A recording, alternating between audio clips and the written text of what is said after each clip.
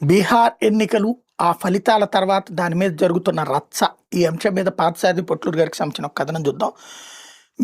National democratic alliance ఘన విజయం సాధించింది. మొత్తం అసెంబ్లీ స్థానాలు 243. బీజేపీ పోటీ చేసిన 101, గెలిచినవి 89. జేడీయూ పోటీ చేసిన 101, గెలిచింది 85. ఆర్జేడీ పోటీ చేసిన 143, గెలిచినవి 25. ఎల్జేపీఆర్వి పోటీ చేసింది 28, గెలిచినవి 19.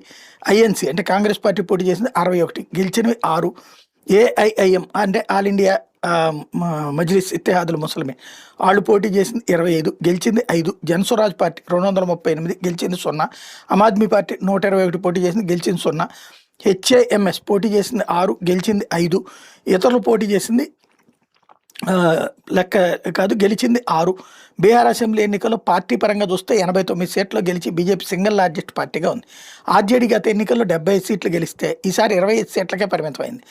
బీహార్